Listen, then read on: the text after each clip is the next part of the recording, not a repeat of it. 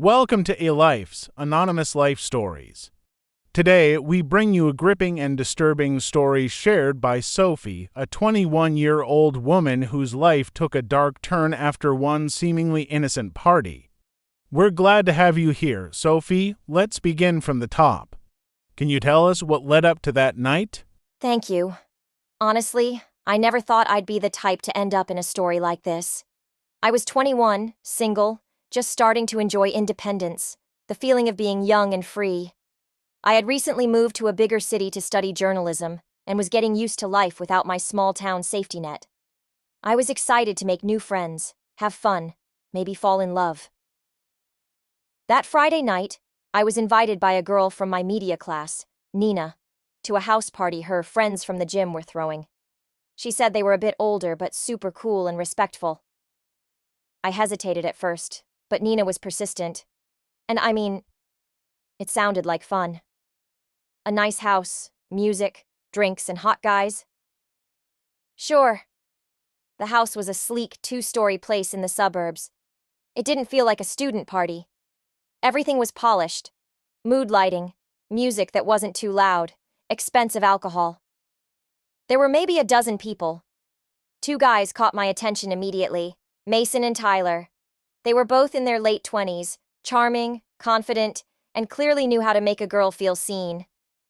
We danced, drank, laughed. At some point, Nina disappeared upstairs with someone, and I was left talking mostly to Mason. He was magnetic, leaning in when he talked, brushing my hand, accidentally, complimenting my smile like it was the most fascinating thing he'd ever seen. It felt intense, but not uncomfortable. Around 1 a.m., people started leaving. Tyler said something like, "You're welcome to hang out a bit longer." And Mason chimed in, "We don't get many guests like you, Sophie." It felt flattering. Stupidly flattering. I stayed. They brought out a different kind of wine, and I remember it being stronger. Or maybe I'd already had too much. But I remember sitting between them on a velvet couch, laughing at something Mason said, when Tyler suddenly touched my knee. Lightly, at first. I looked at him, confused, then at Mason. But he was just watching. Not surprised. Calm. And then Mason leaned in and kissed me. My instinct said to pull away. But there was something about the way they moved, like they'd done this before. Taking turns saying the right things, touching me just enough to blur lines, keeping the pace steady so I didn't feel overwhelmed. Until it was too late. Clothes came off. Touches became bolder. I remember Mason behind me, Tyler in front, both hands and mouths everywhere. It was like my mind split in two. Part of me felt like I was still in control, but another part was watching, frozen, unsure of how I'd gotten there. I didn't scream. I didn't say no, but I also didn't truly say yes. I just drifted. It lasted hours. At some point, I remember lying on the bed, naked and staring at the ceiling, while they whispered to each other, laughing. I dressed quickly, barely able to meet their eyes. Tyler kissed my cheek like it was sweet. Mason handed me my shoes. I went home, showered for an hour, cried, convinced myself it was just wild sex.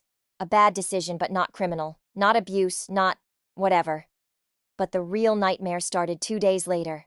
Did you suspect anything was wrong before they contacted you again? Not really. I didn't hear from them. No messages, no random texts, no suspicious calls.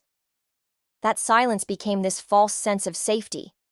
I told myself it was over, that maybe they forgot me, or got bored.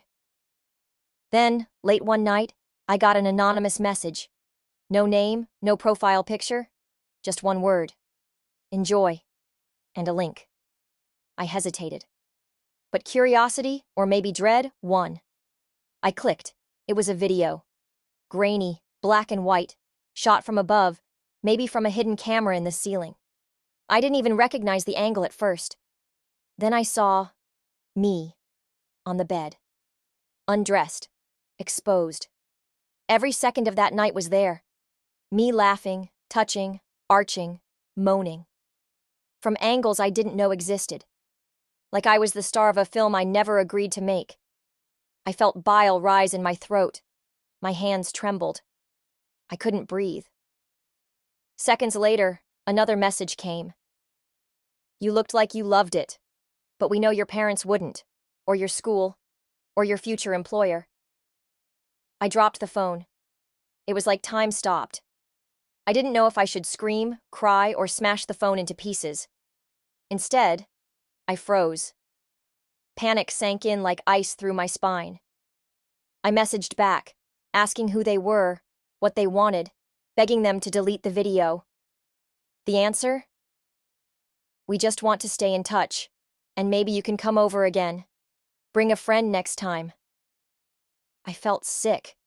It was disgusting. But the worst part wasn't just the blackmail. The worst part was realizing I wasn't the first. A week later, I got a call from Nina. We weren't close, just had a few classes together.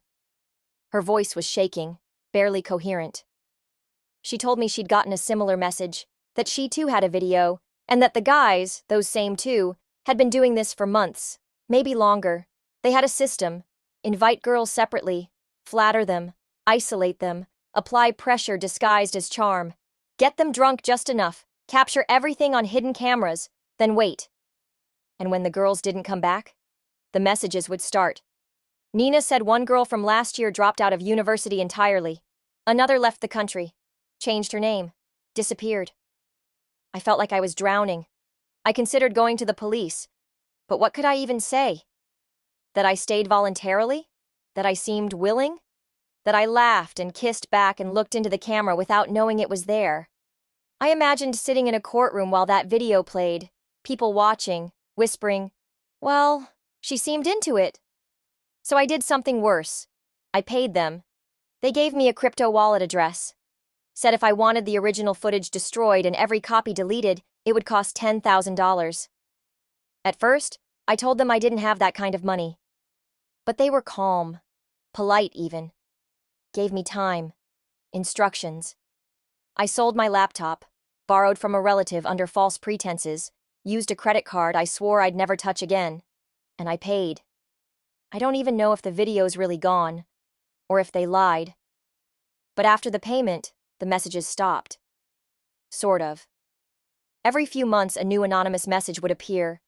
Just a single emoji, a wink, a flame, a camera. Then silence again. They don't even need to say anything anymore. The threat is always there, hanging over me like a storm that never passes. That's harrowing, Sophie. Thank you for sharing something so personal and painful. I know this isn't easy. One last question. What would you say to other young women who might be in a similar situation without realizing it? Trust your gut. And I mean really trust it. If something feels too smooth, too perfect, too controlled, get out. Don't gaslight yourself. Don't assume you're being paranoid or boring or too shy. These people are professionals at manipulation. They study you before you even know you're playing their game. And please, document everything. Save messages. Tell someone. Don't isolate yourself. You don't owe silence to the people who hurt you. They count on your shame. Don't give them that power. Thank you, Sophie. To all our viewers, be cautious, trust your instincts, and above all, support each other. If you or someone you know has been through something like this, know that you're not alone. This was Alifes, Anonymous Life Stories. If this story moved you, please consider sharing it. Subscribe for more real, anonymous stories every week. Stay safe out there.